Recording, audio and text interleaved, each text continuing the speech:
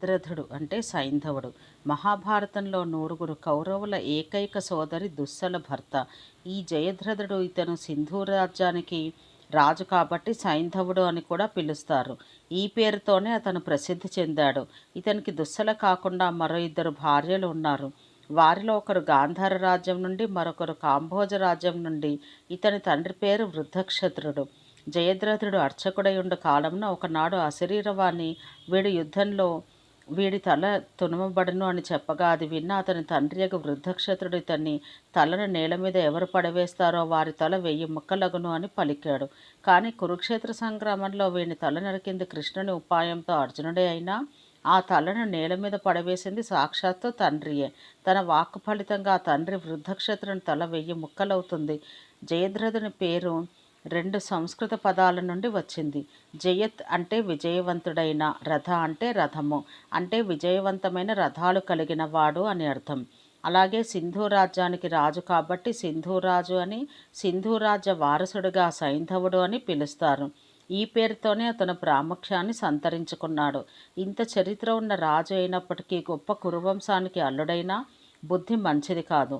పాండవులు మాయాజూదంలో ఓడి అరణ్యవాసం చేస్తున్నప్పుడు పాండవులు వేటకు వెళ్తూ ద్రౌపదిని తృణబిందు మరియు ధౌమ్య ఋషుల ఆశ్రమంలో వారి రక్షణలో ఉంచి వెళతారు. ఆ సమయంలో ద్రౌపదిని చూసిన జయద్రథుడు తన మంత్రి కోటికస్యుని ఆమె ఎవరో కనుక్కొని రమ్మని పంపుతాడు. అతని ఆశ్రమానికి వచ్చి ద్రౌపది పాండవుల భార్యగా గుర్తించి ఆ సంగతిని జయద్రథునికి తెలియజేస్తాడు. అన్ని విషయాలు తెలిసినప్పటికీ జయద్రథుడు ద్రౌపది దగ్గరకు వచ్చి తను తాను పాండవుల బావగారుగా పరిచయం చేసుకుని ద్రౌపదిని తనను పరిణయమాడమని అడుగుతాడు. ఇది విన్న ద్రౌపది జయద్రథుని మందలిస్తుంది. కానీ ఆగ్రహించిన జయద్రథుడు ద్రౌపదిని అపహరించి తన రాజ్యానికి తీసుకుపోవాలని ప్రయత్నిస్తాడు. ఇదంతా గమనించిన ద్రౌపది సఖి ధాత్రి ఇక పాండవులకు జరిగిన విషయాన్ని చెబుతుంది. అప్పుడు ధర్మరాజు తన సోదరులను ద్రౌపదిని విడిపించుకురమ్మని పంపుతాడు. వారు జయద్రథుని సైన్యాన్ని వెంబడించి అతని సైనికులను హతమారుస్తారు. ఇది చూసిన జయద్రథుడు ద్రౌపదిని అక్కడే వదిలి పారిపోతాడు. అర్జునుడు సైనికుల తప్పేమీ లేదు, వారిని చంపడం అనవసరం, వదిలేయమని భీమునికి సలహా ఇచ్చి తన బాణాలతో పారిపోతున్న జయద్రథుని అశ్వాలను చంపి జయద్రథుని బందీగా పట్టుకుంటాడు. భీముడు కోపంతో జయద్రథుని జుట్టు పట్టుకొని నేలకేసి బాదుతాడు. చంపటానికి సిద్ధమైన భీముడిని అర్జునుడు వారిస్తాడు. భీముడు జయద్రథునికి గుండు గీసి సంకెళ్లతో బంధించి ధర్మరాజు సముఖానికి తీసుకువస్తాడు. భీముడు ద్రౌపదిని ఏ విధమైన శిక్ష వేయమంటావో అని అడుగుతాడు. కానీ ద్రౌపది పెద్ద మనసుతో ఇప్పటికే బానిస వలె ధర్మరాజు ముందు మోకరిల్లి ఉన్నాడు. ఎంతైనా ఇంటి ఆడపడుచు భర్తని చంపడం మంచిది కాదు, క్షమించి వదిలేయమని చెబుతుంది. ఆ విధంగా అవమాన భారంతో జయద్రథుడు తన రాజధానికి చేరుకుంటాడు. పరాభవించబడ్డ సైంధవుడు చాలా దుఃఖించి పాండవుల మీద పగ తీర్చుకోవాలనే కోరికతో శివుని గురించి తపస్సు చేస్తాడు. శివుడు ప్రత్యక్షమై వరాన్ని కోరుకోమనగా సైంధవుడు పాండవులను సంహరించే వరాన్ని కోరతాడు.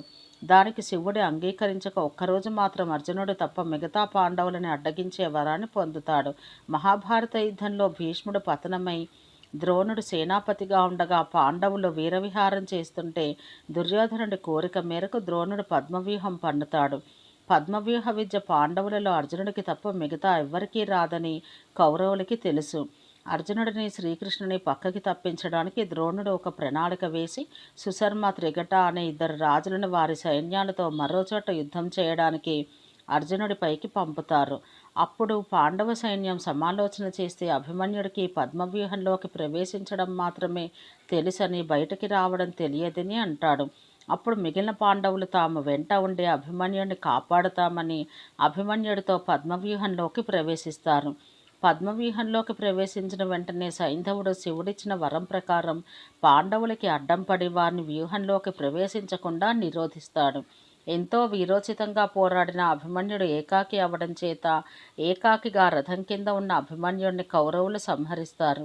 సైంధవుడు అడ్డం పడడం వల్లనే అభిమన్యుడు ఏకాకిగా అయ్యి సంహరించబడ్డాడన్న వార్త పాండవ సేన శిబిరాలకు వచ్చినప్పుడు అర్జునుడికి తెలిసి చాలా చింతించి తర్వాతి రోజు సూర్యాస్తమయం లోపల సైంధవుడిని సంహరించకపోతే తాను అగ్నికి ఆహుతైపోతానని ప్రతిజ్ఞ చేస్తాడు. ఆనాడు జయద్రథుని చంపకుండా వదిలివేసినందుకు భీముడు, ద్రౌపది చింతిస్తారు. అర్జునుడి బారి నుండి జయద్రథుని రక్షించడానికి ద్రోణుడు 3 రకాల వ్యూహాలు ఏర్పరుస్తాడు. మొదటిది శకట వ్యూహం, రెండవది సూచీముఖం వ్యూహం, మూడవది పద్మ వ్యూహం. భీముడు, అర్జునుడు, సాత్యకి కౌరవసేనను చీల్చుకుంటూ ముందుకు సాగుతారు. అనుకున్న ప్రణాళిక ప్రకారం కౌరవ సైన్యం సైంధవుడి వద్దకి అర్జునుడిని చేరకుండా చేస్తుంది. అర్జునుడు చాలా చింతిస్తూ సైంధవుడిని ఎలా సంహరించాలో ఆలోచిస్తుంటే జగన్నాటక సూత్రధారి శ్రీకృష్ణుడు తన సుదర్శన చక్రాన్ని సూర్యుడికి అడ్డుగా ఉంచి సూర్యాస్తమయం అయిపోయిందనే భావన కలిగిస్తాడు. అర్జునుడు కూడా ఆ విషయాన్ని గ్రహించలేక సూర్యాస్తమయం అయిపోయింది, ప్రాణత్యాగం చేయాలని ఆలోచిస్తుంటే శ్రీకృష్ణుడు అసలు విషయం తెలిపి తన చక్రాన్ని సూర్యుడి ముందు నుంచి తొలగిస్తాడు. సూర్యాస్తమయం జరిగిందని కౌరవ సైన్యం అంతా తాము పన్నిన వ్యూహం నుండి సడలుతారు.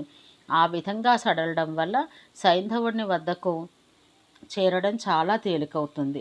అర్జునుడు సైంధవుడితో యుద్ధం జరిపి సైంధవుడి మీదకి పాశుపతాస్త్రం ప్రయోగిస్తాడు. పాశుపతాస్త్రం సైంధవుడి శిరచ్ఛేదం చేస్తుంది. అప్పుడు ఆ శిరస్సు నేలపై పడిపోతుంటే శ్రీకృష్ణుడు ఆ శిరస్సు నేలపై పడరాదని దాన్ని ఆ అస్త్ర సహాయంతోనే వనంలో తపస్సు చేసుకుంటున్న సైంధవుడి తండ్రి వృద్ధాక్షాత్రుడి చేతుల్లో పడేటట్టు చేయమని చెబుతాడు. సైంధవుడి శిరస్సు ఎవరి చేతుల నుండి పడుతుందో వారి శిరస్సు 100 చెక్కలవుతుంది. ఆ విధంగా తన తండ్రి వృద్ధాక్షాత్రుడి చేతుల నుండి సైంధవుడి శిరస్సు పడగానే వృద్ధాక్షాత్రుడు తల 100 చెక్కలై మరణిస్తాడు. ఈ విధంగా సైంధవుడు మహాభారత కురుక్షేత్ర యుద్ధంలో మరణిస్తాడు. జయద్రథునికి దుస్సల వలన కలిగిన కొడుకు సురథుడు. కానీ ఇతను కురుక్షేత్ర యుద్ధంలో పాల్గొనడు. కురుక్షేత్ర యుద్ధం అనంతరం ధర్మరాజు అశ్వమేధయాగం చేస్తూ సైన్యం వెంబడి అర్జునుని పంపుతాడు. అర్జునుడు సింధు రాజ్యానికి వచ్చినప్పుడు సురథుడు అర్జునుని ఎదుర్కొని గెలవడం కష్టమని భావించి ప్రాణత్యాగం చేస్తాడు. ఈ విషయం తెలుసుకున్న అర్జునుడు సురథుడి కొడుకుని రాజుగా పట్టాభిషేకం చేసి యుద్ధం చేయకుండానే తన రాజ్యానికి వెళ్తాడు.